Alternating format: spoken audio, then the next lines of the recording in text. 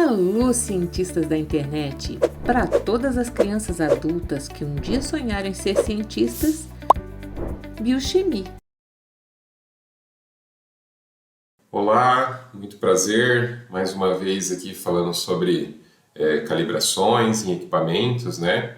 Hoje a gente vai comentar um pouquinho sobre calibração de pipetas, vidrarias e balanças, né? Equipamentos aí importantes do nosso dia a dia, né? Equipamentos com características ali um pouco diferentes, né?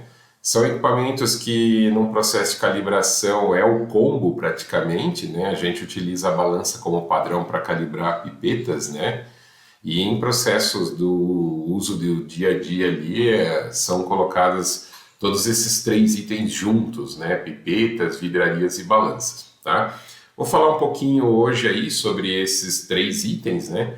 Pipetas e vidrarias, vou procurar falar um pouco para vocês ali de uma maneira igual, tá? Tem pequenas diferenças uma das outras ali, mas num processo de calibração elas são iguais, tá? E vou falar um pouquinho também sobre a calibração de balanças aqui, que tem itens importantíssimos aí nesse processo que o pessoal deve verificar, ok? Conhecendo um pouquinho a ER, né? Nós temos aí mais de 11 anos na área de manutenção e calibração, né? Na verdade, não é na área de manutenção, né? A ER tem 11 anos, né? Logo mais vou falar um pouquinho aí sobre o quanto a gente conhece de equipamentos, né? Mas hoje a ER é um laboratório acreditado em algumas grandezas, né? Acreditado pela CEGEC ali, conforme sob o número 0715, né? É um item que dá para ser consultado dentro do site da CEGEC. Lá você encontra as empresas que possuem a calibração e consegue verificar o escopo, né? O escopo é algo muito importante. Lá é onde tem a faixa que o laboratório consegue realizar a calibração. E lá também nós temos a nossa CMC, né? Que é a nossa capacidade de medição e calibração, né? Então é um item que deve ser analisado, que a gente vai conversar também um pouquinho sobre isso daí, tá? As grandezas que nós temos acreditação hoje é massa, que é calibração de balanças até 100 kg, né?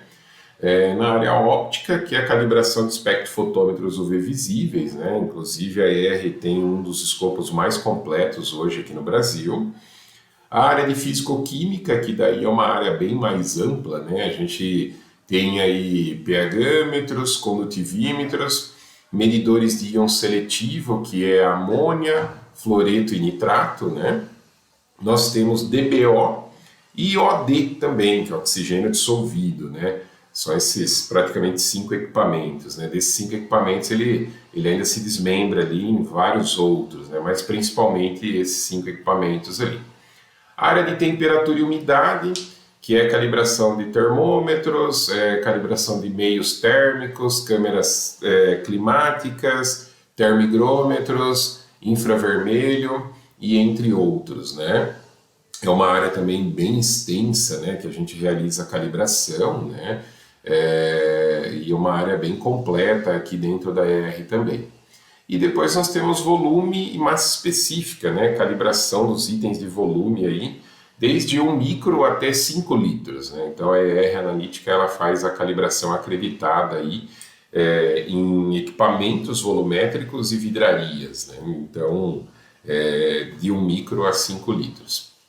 E a ER também é uma empresa acreditada aí conforme ISO 9001, né, em sua última versão. E a ISO 9001 ela é uma norma que hoje ela é colocada em todos os processos aqui da ER, né? Não é apenas um departamento ali sobre ISO 9001, né? Na verdade é desde a entrada do equipamento aqui, na chegada do equipamento até a saída dele. Então todo o processo aqui dentro da ER é conforme ISO 9001, né?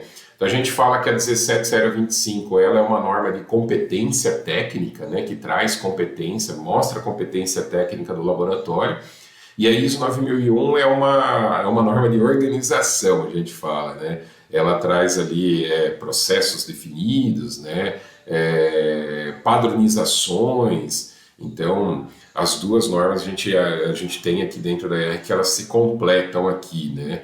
Então esse é um pouquinho da ER aí, tá bom? Como eu mencionei, né, eu estou nessa área aí há um pouquinho mais de 20 anos, né? Iniciei ali lá na Ex Científica, né, que é um fornecedor da RAC, um dos equipamentos utilizados aí bastante na área de saneamento, indústrias de bebidas, controle de qualidade, pesquisa, entre outros, né? Trabalhei lá por um bom tempo, aproximadamente 10 anos, né? Depois acabei saindo, fui para a empresa chamada GAK, que é uma empresa fabricante de equipamentos também analíticos, né? Com ênfase em balanças analíticas e semi-analíticas, que é um pouquinho do que eu vou falar hoje aqui com vocês, né? Lá também participamos aí da implantação da ISO 9001, né? No departamento de assistência técnica, né? Então lá eu trabalhava na área de assistência técnica e implantamos a ISO 9001 lá dentro da assistência técnica ali. E em 2012 fundamos aqui a ER Analítica, né? Estamos aqui até então buscando novas acreditações, né? E não pode parar. A gente está em busca de conhecimento quase diariamente, né? Para trazer mais acreditações, trazer mais serviços e mais especializações aí para os nossos clientes, tá? Então vamos lá, começar um pouquinho aí falando sobre calibração em pipetas, né? Nós temos aqui, conforme a 17025, todos os equipamentos usados em medições que têm um impacto significativo, né? Na exatidão aqui ou validação do resultado devem ser calibrados, né? Eu não sei se está claro, talvez para todo mundo, né? A calibração é a comparação ali, né? Com o valor de referência, né? O valor lido do equipamento em relação ao valor de referência, para que daí a gente consiga ter uma tendência ou erro, né? E calcular uma incerteza sobre esse processo ali. Então isso é algo muito importante, a questão da calibração, né? E a calibração também, ela é conhecer os equipamentos ali, você saber o quanto o equipamento pode, o quanto ele responde exatamente, né? Na parte de pipetas ali, né? Será que a minha pipeta ali, que ela está dispensando 100 microlitros, né? Será que realmente quanto que tá? É 100 microlitros mesmo? Nunca vai ser, né? Mas é 99, quanto? Então, quando o equipamento passa por um processo de calibração, você acaba ali mostrando, o equipamento ele se mostra como ele é exatamente, né? Então, esse processo de calibração é muito importante aí, conforme a 17025 menciona ali, é algo que tem que ser realizado com frequência e periodicidade, né? A gente tem batido bastante aqui dentro da ER nessa tecla, né, passado para os nossos clientes, para fazer definições de pontos e critério de aceitação. Isso é algo importante, a gente vai falar ali na frente ali também, né? A gente vai entrar nessa questão ali e isso é algo muito importante ali. Agora tem uma questão que é muito importante que vocês devem observar, né? Que não existe calibração acreditada, né? A calibração RBC realizada no cliente, realizada em loco, né? A calibração na área de vidraria e equipamentos volumétricos, ela deve ser feita no laboratório acreditado, somente isso, tá? Até o momento aí não conseguimos ainda, ninguém conseguiu desenvolver um processo, né, que me permitisse que essa calibração fosse realizada em loco, tá? Eu vou mencionar aí o porquê dessas características, né? Tem várias parcelas de influência ali, que acabam impactando diretamente no processo de calibração, né? E quando a gente está dentro do nosso laboratório, essas parcelas de incerteza, elas podem ser controladas, né? Melhor controladas, e no cliente não. Então, por isso que equipamentos ali volumétricos e vidrarias, não há calibração acreditada em loco. É necessário que envie esses equipamentos para o laboratório acreditado, tá bom? Vou falar um pouquinho ali da questão, né, de como funciona esse processo, né? Eu mencionei sobre a questão das incertezas, né, que elas devem ser controladas. Então, por exemplo, ó, a temperatura e umidade relativa da sala, o local onde a gente está realizando esse processo de calibração, ele deve estar a 20 graus mais ou menos 1 grau. E umidade relativa é entre 55% e 70%. Aí a gente menciona ali até que o ideal seria 65%, né? É lógico que quando a gente vai fazer ali a composição da massa específica do ar, né? Esse seria o mundo ideal para a gente ali. É possível aqui dentro da ER a gente ter esses valores ali, né? Aqui dentro hoje é. Então, assim, nós temos processos que controlam o ar da sala, né? Que retira a umidade, coloca a umidade para que a gente tenha esses valores ali muito próximo do ideal, tá? Outro item importantíssimo, né? A água utilizada na calibração, ela tem que ter uma massa específica conhecida, né? Uma massa específica calculada ali, né? Devendo ser o mais próximo de 0,9982, né? Então, o que é isso daí? Então, imagina só que 1 grama ele não é igual exatamente a 1 ml. Existe uma diferença em relação a isso, né? Então, você precisa primeiro definir o quanto é a massa específica da água, para que depois você entre num processo de calibração ali, você saiba exatamente o quanto que é. Então, 0,9982, né, é exatamente 1 grama.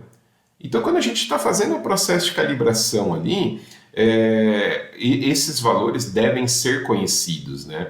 Então, para a gente conseguir ter essa massa específica dessa forma, é necessário que você consiga aqueles outros itens de cima estarem controlados. Não só os itens de cima também, como eu mencionei, mas um outro item que eu vou falar agora, que é muito importante. A gente só consegue ter esses valores se a temperatura da água no momento da calibração ele tiver a 20 graus mais ou menos 0,3 graus. Né? Então, olha só, a gente está falando lá de uma sala com uma tolerância de 1 grau e uma água com uma tolerância de 0,3, para quê? Para que a gente consiga ter uma massa específica ali próxima de 0,9982, para que no processo de calibração ali a gente consiga valores melhores ali, né? Então, esses são itens que é muito difícil a gente conseguir, por exemplo, controlar no laboratório de vocês, né? No laboratório do nosso cliente, né?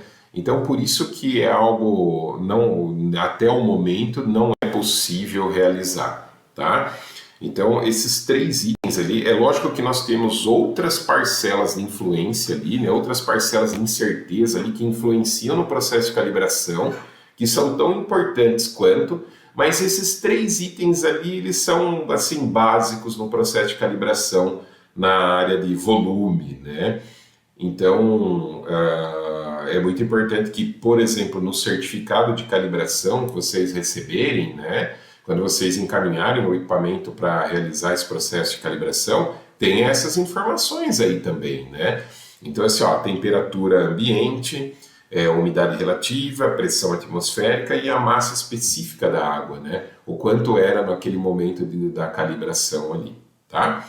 Então são itens importantes ali que a gente precisa controlar para que a gente tenha lá, quando a gente vai falar da CMC, né? Se esses itens estiverem muito bem controlados, a possibilidade da gente ter uma incerteza mais baixa, ela é grande, né? Ela aumenta ali, né? Então, esse é um item que a gente deve ter bastante cuidado com ele, tá? Os pontos de calibração que a gente mencionou, né? Lá atrás, eu falei sobre essa questão, pontos e critérios, né? É muito importante que antes de você encaminhar o seu equipamento para calibração, você defina isso, você tenha isso definido, né? Principalmente a questão do ponto. Os pontos, ele deve abranger a faixa de utilização sua. Então, por exemplo, eu tenho uma pipeta ali que ela é de 1000 microlitros, né? Então, assim, quais são os pontos ideais para calibração? 100 microlitros, 500 microlitros e 1000 microlitros. Esse seria basicamente o recomendado ali, né? Então, assim, é importante Dentro do DOC CEGECRE 27, que é um documento orientativo ali da CEGECRE, né, ele fala que a gente pode fazer nessa faixa de 10%, 50% e 100%. Mas deve ser exatamente nisso? Não. Deve ser na faixa de utilização do cliente. Você pode muito bem ter, por exemplo, uma pipeta de até 10 ml lá, mas você utilizar até 1 ml e você verificar essa faixa dela. Isso pode ocorrer também, tá? Então, assim, ó, você precisa definir a faixa significativa do seu uso e mandar calibrar dentro dessa faixa, tá? Não adianta, por exemplo, eu tenho aqui vamos colocar um exemplo ali, talvez um pouco mais fácil, né? Eu tenho aqui o meu termômetro digital, o meu termohigrômetro aqui que eu utilizo. Eu vou mandar calibrar ele lá, eu vou mandar calibrar ele em 30, 40 e 50 graus. Tá, mas o seu laboratório trabalha ali a 20 graus. Tá correto? Não, não tá. Então assim, vamos calibrar ele dentro da faixa de utilização dele, né? Então calibra ele lá, vou calibrar então com 15, 25 e 30 graus. Isso falando na possibilidade de 3 pontos. Se for possível mais pontos, talvez assim, a minha temperatura ambiente aqui do meu laboratório, ela varia de tanto a tanto. Você já definiu isso, né? Então é muito importante você defina os pontos de calibração, tá? Um outro item é definir a questão do critério de aceitação. Após a calibração, é emitido o certificado de calibração. Nele contém diversas informações, né? Como por exemplo, você vai ter o valor de referência, você vai ter o valor médio das leituras, né, do objeto, você vai ter um erro chamado de tendência ali, e você vai ter uma incerteza. A soma da incerteza mais a tendência, ela deve estar abaixo ou igual ao seu critério de aceitação, né? Então, quando você encaminha o seu equipamento para calibrar, você deve analisar o seu certificado de calibração para que você faça essa continha ali e verifique se ele está dentro ou não. Diversos equipamentos que a gente realiza calibração aqui, né? O cliente está lá fazendo a utilização do equipamento e depois da calibração o cliente acaba constatando que o equipamento está fora, né? Isso é algo comum. E aí precisa haver o quê? Uma intervenção técnica, né? Por exemplo, no caso de pipetas, a intervenção é o quê? É um processo de manutenção, seja ele preventivo ou corretivo, que visa realizar um ajuste no equipamento para que ele volte a medir de maneira correta, né? E aí sim, depois, num outro processo, realizar a calibração novamente, que nada mais é do que uma comparação do valor lido em relação ao valor de referência, tá? Então, esses dois itens são de extrema importância. Na verdade, eu falo assim, que o perfeito é o quê? Primeira coisa, definir pontos. Segundo, critério. Terceiro, avaliar fornecedor. Então, esses 3 itens ali são muito importantes, né? Quando a gente fala do avaliar fornecedor, lá atrás eu falei que dentro do site lá do Inmetro você consegue identificar o escopo acreditado dos laboratórios acreditados, né? Então, assim, será esse fornecedor, ele é adequado? Ele está dentro, ele consegue atender o meu critério? Você foi lá, você fez a definição do seu critério, né? É lógico que para fazer a definição do critério, há uma série de possibilidades, né? Há documentos orientativos que regem sobre isso, né? Então, por exemplo, na área de volume de pipetas, nós temos diversas normas que falam sobre qual é o critério, né? Então, por exemplo, assim, nós temos aí a 8655-2, a ISO 8655-2, que ela rege sobre a questão de critérios de aceitação para pipetas, né? Então lá está definido, por exemplo, uma pipeta de 100 microlitros, o erro máximo permitido dela é esse. Então, assim, quando você vai definir o seu critério, você pode definir ele de acordo com a norma. Ou o mais correto de tudo isso é você definir de acordo com o seu processo, né? Às vezes pode ser que a norma lá, ela fala assim, aqui tem que ter 1 microlitro. Mas no seu processo você fala assim, não precisa ter 1 microlitro. Se eu tiver um erro aqui de até 3 microlitros, tá bom, não tem problema. Pessoal, você mediu o seu processo, você identificou isso e você definiu um critério de aceitação para isso. E aí, a partir de então, você vai começar a fazer as verificações. Opa, mandei calibrar meu equipamento, voltou. O critério de aceitação, a tendência mais a incerteza, está igual ou menor do que o meu critério, ok, meu equipamento está aprovado para utilização. Tá?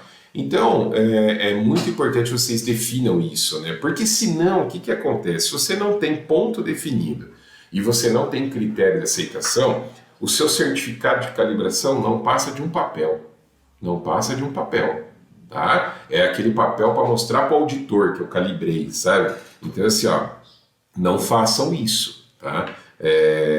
Vocês devem definir pontos, definir critérios e começar a fazer verificações para ver se tudo isso está correto ou não, tá bom? Alguns cuidados ali com questões de pipetas e vidrarias, né? Principalmente na questão das pipetas, né, nós temos aí aquele probleminha no êmbolo dele ali, que geralmente ele enrosca, né? Há determinados meios que a gente trabalha, soluções, algumas coisas do tipo, que acaba ajudando ali a ter problemas em relação à utilização desses equipamentos, né? Então é muito importante que realize sempre a limpeza dela ali, né? Permaneça ali com ela sempre muito bem limpa, né? Para que você opere da melhor maneira, né? O êmbolo ali, se ele enroscar, ele não vai sugar ou descartar de maneira correta, né? Realizar o processo de calibração e manutenção, né? Aqui dentro da ER hoje, a ER não é uma empresa só de calibração. A ER é uma empresa de calibração e manutenção. Na verdade, nós começamos com manutenção, né? Somos muito fortes na questão de manutenção. Então, assim, ó, é feita uma preventiva no equipamento. E quando eu falo preventiva no equipamento, não é simplesmente pegar ali e passar um paninho ali por fora do equipamento. Não, é realmente desmontar todo o equipamento, lubrificar partes importantes, fazer verificações. Por exemplo, nós temos buretas aqui, né, que têm a possibilidade de baterias, né? Então, verificar se a bateria está ok ou não. Nós já pegamos muitos equipamentos aqui que a bateria vazou e aí caiu dentro da placa e perdeu o equipamento, né?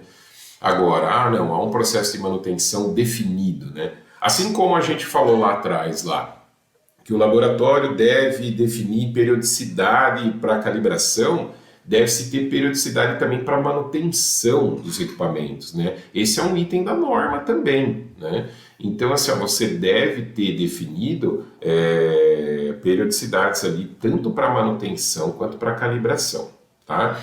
Em relação às vidrarias, né, os erros de paralaxe aí que a gente fala, né, esse é o principal aqui, né? Então, assim, no processo que vocês estão fazendo ali, né, deve-se ter esse tipo de problema ali, tá? É um item muito importante a verificar ali, né? Nós temos, vocês podem ver aí no nosso slide, né, nós temos atrás dos nossos equipamentos, tem até uma paredinha preta ali, né? Isso acaba ajudando. É que no processo de calibração, além da parede preta, hoje nós temos aquelas microcâmeras ali para pegar também exatamente o nosso menisco ali, né? Para verificar se ele está ok ou não, né? Então isso é algo importante ali que a gente tem aí hoje dentro da ER que acaba ajudando, né? As questões ambientais também, né? Tem equipamentos que têm suas características, né? Por exemplo, esse equipamento, de acordo com o manual do fabricante, ele fala que você pode operar ele de 10 a 30 graus, por exemplo. Eu estou aqui, não sei na onde, que está 45 graus. Né? Então são itens importantes ali que vocês devem ter esse tipo de cuidado, né?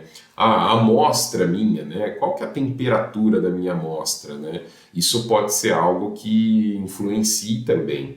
Se a gente, para calibrar um equipamento, a gente está falando que tem que estar a 20 graus, mais ou menos 0,3, talvez para dispensar algum produto ou outro ali, a gente tem esse tipo de problema também.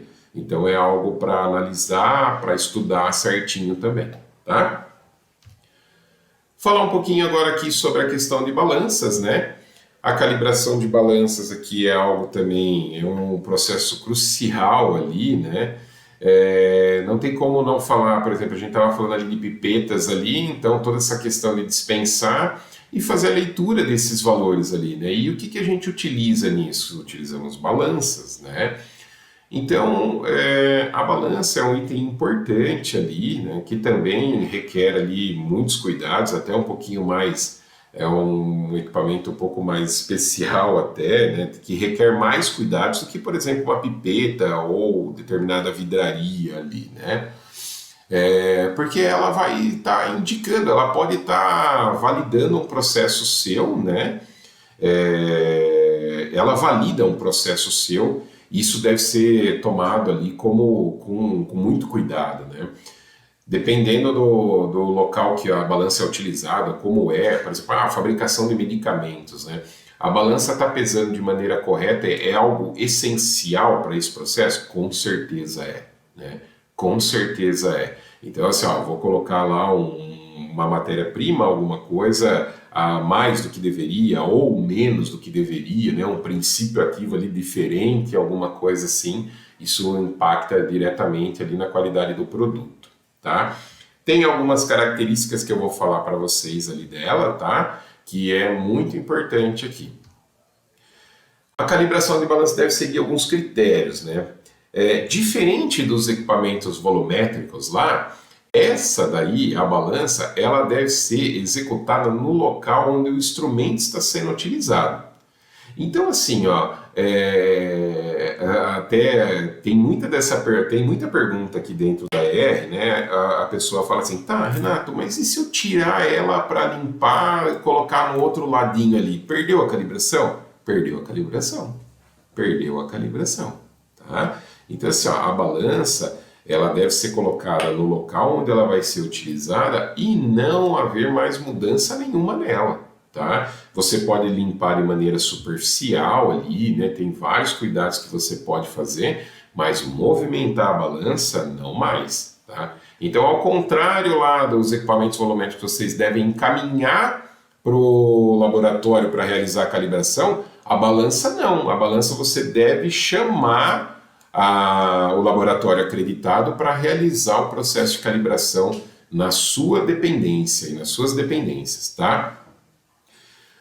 São colocados pesos padrões ao longo da faixa, estipulada pelo cliente. Então, assim como a gente comentou lá das pipetas lá, que deve definir pontos ali, né? A balança também. Então, assim, a balança tem uma capacidade de 200 gramas, né? Então, assim, vou definir alguns pontos ao longo da faixa da balança para que ela se torne totalmente utilizável, né? Também vocês precisam tomar cuidado, dependendo, assim, você define uma faixa de utilização do equipamento, depois você torna ele inutilizável nessas outras faixas. Não adianta, por exemplo, você pega uma balança de 200 gramas e fala assim, não, eu só utilizo ela aqui até 10 gramas. Vou calibrar então de 1 a 10? Você pode calibrar, é o seu escopo significativo, só que você não vai poder utilizar ela depois acima disso, né? Então precisa ter essa análise também, né? Então, por exemplo, você pega uma balança ali de 200 gramas, então assim, você calibra, vou calibrar 1 grama, vou calibrar 10, vou calibrar 50, 100, 150 e 200 gramas. Ok, calibrou 5, 6 pontos ao longo da faixa, são pontos importantes ali, e que praticamente viabiliza a utilização da balança por inteira ali, né? Nós temos algumas regrinhas em relação aos padrões, né? Isso é um cuidado mais do laboratório acreditado, né? Mas por outro lado, vocês como clientes que realizam ali esse serviço, que contratam esse serviço, vocês devem ter verificações ao longo do tempo, né? Vocês fazem, por exemplo, calibração. Você define lá uma periodicidade de calibração de 2 anos e aí você calibrou e durante esses 2 anos você está tranquilo? Não, não está. Né? Você deve adquirir peso padrão para fazer verificações, checagens. Né? Agora a gente não pode mais falar verificação intermediária. Isso é um item aí obsoleto, né? a partir de agora é checagem intermediária. Então você vai lá, adquire seus pesos padrões, né? E também faz essas checagens. Esses pesos também devem ser calibrados para que você também conheça o erro dele, conheça o valor verdadeiro do peso, né? Para fazer essas verificações aí também, tá? Tem alguns cuidados que não podem ser tocados com a mão, né? Eles devem ser manuseados com pinça ou com luvas. Tudo depende do tamanho dele, né? Quanto menor, você vai utilizar mais pinças. Maiores, você vai fazer a utilização, você vai pegar ele com a mão, só que com luvas ali, né? Até para melhorar ali o manuseio ali e evitar que esses pesos possam cair, alguma coisa nesse sentido. Caiu o pezinho meu aqui no chão aqui, o que eu faço, Renato? Manda calibrar o peso, tá? A partir do momento que ele sofreu algum impacto ou algo parecido, ele pode ter perdido massa ou ganhado massa, você precisa conhecer o padrão novamente. Então é necessário que você encaminhe o seu peso padrão também para calibração, tá? Faixa de calibração, como eu comentei, né? Definir esses pontos ali, né? E as balanças também têm os seus critérios. Então, assim, no meu processo interno, o que é bom, o que é ruim? Por exemplo, eu tenho aqui uma faixa, eu mandei calibrar a balança lá na ER. A ER certificou aqui em 5 ou 6 pontos aqui, gerou para mim uma tendência, um erro, né? E gerou uma incerteza. Ela está dentro do meu processo, não está? Nós falamos aqui, né, que tem uma regrinha até que a gente fala aqui dentro da ER, E igual a 10D. O que significa isso, né? O erro pode ser igual ou menor do que 10 divisões da balança. Então, se a gente pegar ali uma balança com resolução de 0,01, né, o erro máximo permitido dela é de 0,10, tá? Então, assim, esse é apenas um exemplo de critério, tá? Existem normas para isso. Nós temos a portaria 236 que rege sobre balanças ali, e lá tem, conforme a classe da balança, conforme a faixa da balança, uma definição sobre o que deveria ser mais ou menos ali o ideal, tá? Então é importante que vocês leiam aí, busquem informações, né? É lógico que para definição de critério existem vários itens ali, mas os primeiros são assim, Primeira coisa, verificar se há alguma... O primeiro item é verificar as especificações do fabricante do seu equipamento. Então você vai lá, pegar o manual do seu equipamento e vai verificar. Segundo item, verificar se há normas que regem sobre isso. Se não houver, você vai buscar outros tipos de método. Tá? Então, assim, nós temos método de Schumacher, temos vários outros tipos de método ali, né? Verificação, fazer carta controle, algumas coisas nesse sentido, para fazer a definição do critério ali, tá? Então, é algo ali que é necessário realizar. Alguns cuidados com a questão da balança, né? A questão da manutenção preventiva aí também é algo de extrema importância, né? Como eu volto a falar, não é passar pano no equipamento, realmente é abrir o equipamento, fazer toda uma limpeza na área mecânica dela, fazer verificações na parte eletrônica dela, verificar as suas molas de compensação, verificar ali o seu sistema mecânico, como ele está, né? No dia a dia ali que a gente está dosando ali produto, alguma coisa assim, é comum cair, por exemplo, o produto no prato ali, né? E esse produto, às vezes, ele pode ir para dentro da balança ali também.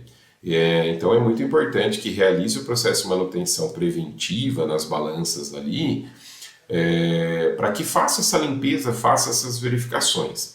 E aí tem um grande item aí muito importante nisso daí, né? Para abrir uma balança e executar o processo de manutenção preventiva, essa empresa ela deve ser uma oficina autorizada do IPEM, né?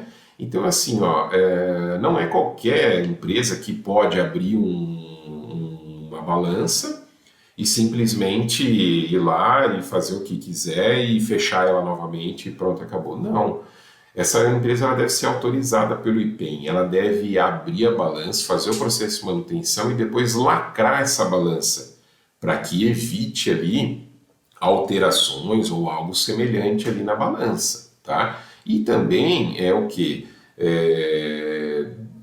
Dá mais confiabilidade no processo de manutenção para o nosso cliente, né? Não só para o nosso cliente, mas assim, para o consumidor final. Se você ali, como cliente, sabe, você faz um processo de manutenção com uma empresa que é autorizada pelo IPEM para abrir a balança, ela lacra a balança novamente, assim, ó, você está passando para o seu cliente ali esse cuidado, né? Você está passando essa responsabilidade, está passando essas questões que são muito importantes ali. A questão do manuseio de pesos ali, a amostra, como eu falei, a amostra às vezes cai ali, né? Então é algo normal você retirar ali de maneira assim, muito cuidadosa o prato ou o contraprato, fazer a limpeza ali, né, com um pincelzinho ali, alguma coisa que não vá trazer problemas, né, para o equipamento, isso você pode fazer, né. Nós temos aí na foto ali, né, um dos nossos técnicos segurando um peso de 2 quilos ali, né. Então assim, ó, no processo que vocês estão fazendo, na checagem que vocês vão fazer na balança ali, né, é muito importante vocês colocarem o peso padrão sobre a balança de uma maneira muito suave, né. Se cai esse peso sobre o prato ali, é necessário que vocês encaminhem o equipamento para um processo de manutenção corretiva até, deixa de ser preventiva, ok? Não movimentar a balança é algo que a gente já comentou ali também, né? Verificar a questão do nível dela, então é algo importantíssimo, né? A balança não pode estar meia tortinha assim, senão tudo vai pender ali pro lado mais baixo dela, né? Então tem balanças, por exemplo, que hoje não tem um nível, tem aquele nível bolha, né? Muitas das balanças aqui, por exemplo, todas as nossas balanças que a gente utiliza nos nossos processos aqui tem nível bolha, tem outras aqui um pouco mais atuais ali que é até automático ali isso, né?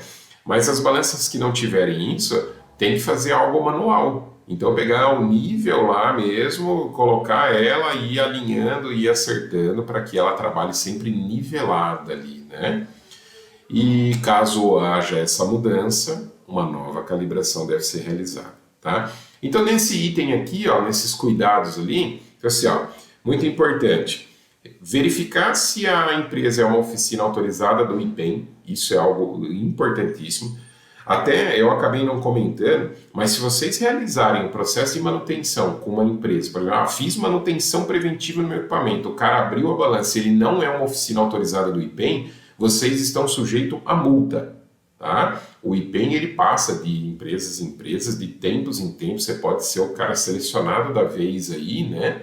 O IPEM vai chegar, vai verificar suas balanças, e aí ele vai dar uma olhadinha nela lá. Opa, a balança está lacrada? Tá. Quem que lacrou ela? Lá vai ter um código lá da oficina autorizada.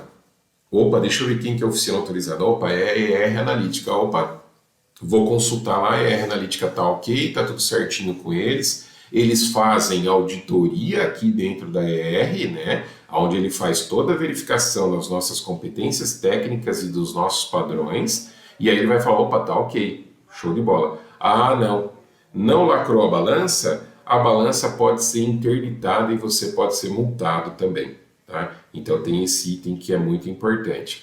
Outro item, tomar muito cuidado com as questões ali de movimentação da balança. Caso vocês forem fazer checagens na balança, tomar cuidado com o manuseio dos padrões sobre o prato ali da balança, né?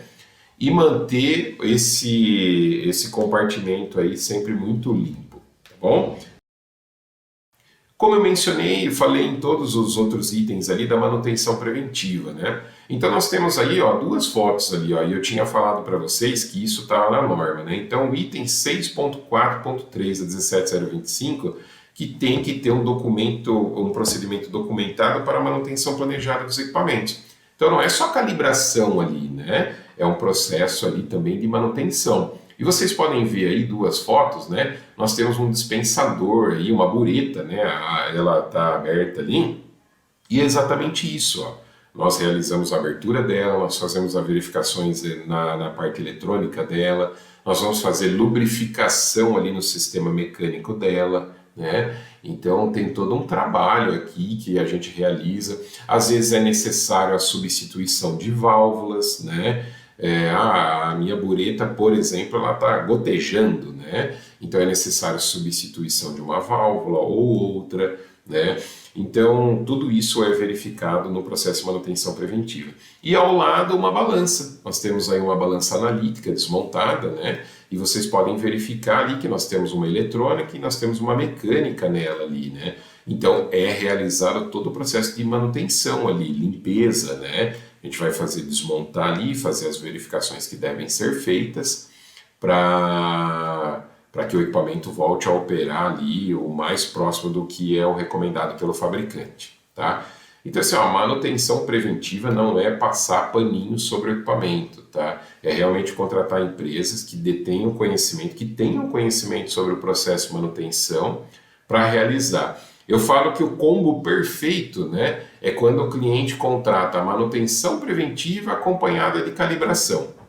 Porque daí, assim, a gente vai, chega, faz a verificação do equipamento, realiza o processo de manutenção preventiva como deve realizar e depois calibra o equipamento, deixando o equipamento ali em condições de uso. Então eu falo que a gente tem visto, né, dentro dos laboratórios, vou fazer só calibração. Quando quebrar meu equipamento, eu vejo o que eu faço, né? Eu entrei dentro de um laboratório uma vez, onde o cliente tinha um espectrofotômetro, né? E aí eu perguntei para ele como que ele fazia os processos de manutenção preventiva no equipamento. Aí ele falou assim para mim que ele não fazia manutenção preventiva, ele fazia só calibração. E que depois de 5 anos ali, o equipamento ia começar a apresentar esses problemas, ele ia pensar em trocar o equipamento. Ele falou, eu troco o equipamento, né?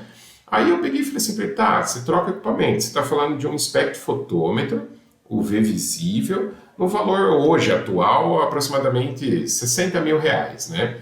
Aí eu até brinquei com ele, falei assim, você tem um carro? Ele falou, tenho. Aí ele tinha lá um Honda, né? Aí eu falei assim para ele, tá, e o que você faz no seu carro? Você só coloca gasolina e anda? Ele, não, eu olho o óleo, eu faço a calibração dos pneus, eu faço isso e tal, né? Eu falei, mas por que você faz isso? Por que você não coloca só gasolina e daqui 5 anos você pega seu carro, joga fora e compra outro? Ele, não, aí já é demais também. Eu falei, não é demais, é a mesma coisa. No carro que a gente tem que fazer essas verificações, verificar se o óleo está ok, verificar se a água está ok, se os pneus estão calibrados ou não, se está tudo certinho ou não, como que está a questão de manutenção do carro, né? É muito bom quando você coloca gasolina no carro e viaja tranquilamente com a sua família, né? Então o equipamento é a mesma coisa, o equipamento precisa passar por processo de manutenção preventiva, né? A gente estava falando de um equipamento de 60 mil reais. A cada 5 anos gasta-se 60 mil reais por troca o equipamento e beleza? Não é assim. É lógico que há laboratórios que têm essa possibilidade, mas há muitos que não têm isso, né? E a gente tem aqui dentro da ER equipamentos que têm 20 anos, 30 anos de utilização e o equipamento está aí operando ainda, né? Aqui nós temos a questão dos espectrofotômetros, né? Para quem conhece a linha da RAC, né? Até hoje a gente recebe o famoso DR2000 e DR2010 aqui na ER para manutenção e calibração. E são equipamentos aí de 98, 97, né? Então, esses são equipamentos muito bons, né? E que passaram por processo de manutenção. Tem procedimento documentado, definido, de tempo em tempo fazem verificações, então esse é um item aí muito importante ali, tá? A questão da manutenção preventiva é algo muito sério ali. Se você faz um processo de manutenção preventiva adequado, você provavelmente não terá problemas no processo de calibração, ok?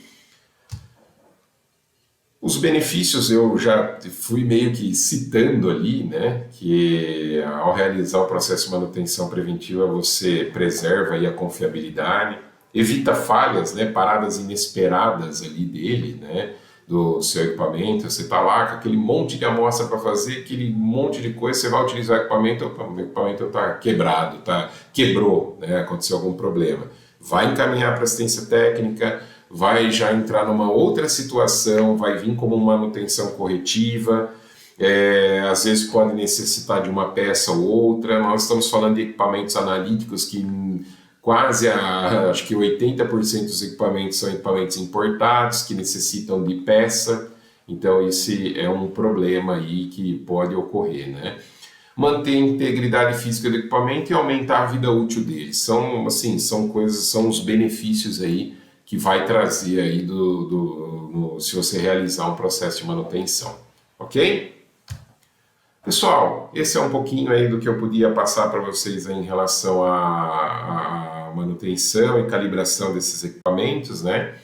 Estamos aqui à disposição. A ER Analítica realiza esses processos tanto de manutenção preventiva, corretiva e calibração nos equipamentos. E qualquer dúvida, estamos à disposição. Temos aí nossas redes sociais, nos sigam. Nós temos aí vários conteúdos ali, sempre colocando novos conteúdos ali, sempre se atualizando, e qualquer dúvida estamos à disposição. Abraço a todos e até a próxima. Inscreva-se agora no nosso canal e ative as notificações para não perder nenhum conteúdo que estamos preparando para vocês. Juntos vamos desvendar os segredos dos laboratórios.